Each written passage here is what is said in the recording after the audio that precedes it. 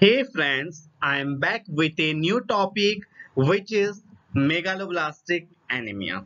Related to your pathological concept, if you are new at this channel, so please hit the bell icon and subscribe the channel positively.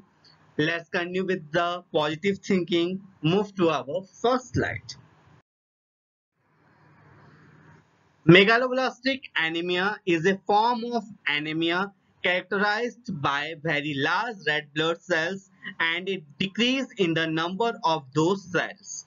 Anemia are blood disorders that occur when the body has fewer red blood cells than normal.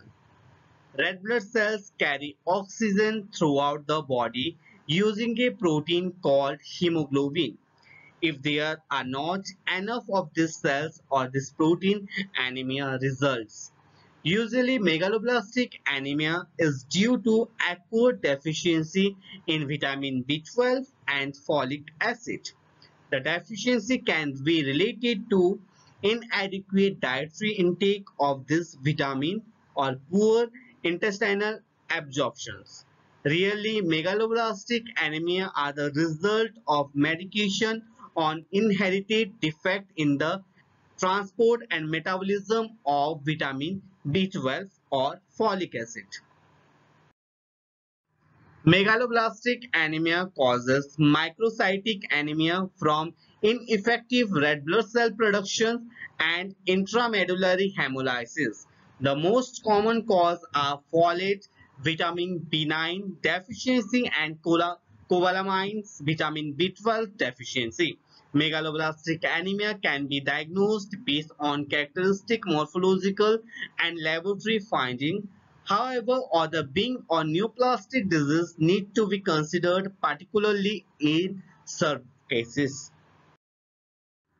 Megaloblastic anemia is caused by defective DNA synthesis involving hematopoietic precursors, resulting in ineffective red blood cell production.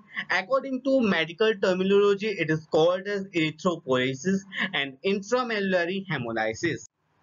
The most frequent causes of megaloblastic anemia are deficiency of vitamin B9 and vitamin B12. According to the previous slide, we have to know that megaloblastic anemia occur due to folate deficiency. So, folate is found in green leafy vegetables, fruits, nuts, eggs, and meats. Normal body store of folate are 5 to 10 mg.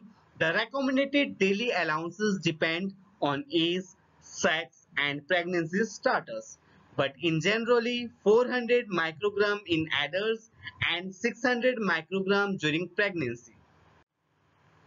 Folate deficiency has three main causes such as reduced intake from diet lacking folate, rare in countries with vitamin fortifications and alcoholism. Decreased absorptions from disorder affecting nutritional absorption in the small bowel. Examples: celiac disease, inflammatory bowel disease, and tropical sclerosis. Third one is increased demand from pregnancy, hemolytic anemia, puberty, enzymatose condition will be arise. With reference of previous slide, megaloblastic anemia is caused by vitamin B12 deficiency 2. Vitamin B12 is produced by microorganisms and is found almost exclusively in food of animal origin. Normal body of vitamin B12 are 3 to 5 mg and the recommended adult daily intake is 2.4 micrograms. Dietary deficiency of vitamin B12 occur less frequent than folate deficiency because body store can last for years owing to effective anti-hepatic recycle mechanism.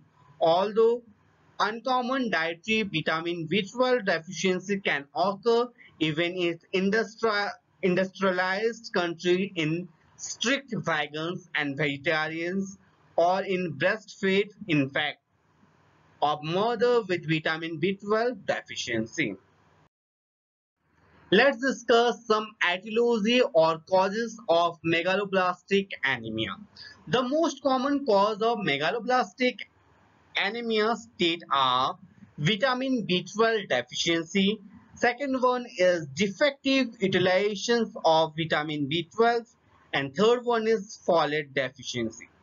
The most common cause of vitamin B12 deficiency is pernicious anemia due to impaired intrinsic factor secretion, usually secondary to the presence of autoantibodies. See autoimmunometaplastic atrophic gastritis. Pernicious anemia can develop even in the absence of old age. Or the common cause are malabsorptions due to gastritis and gastric bypass or TEV infections.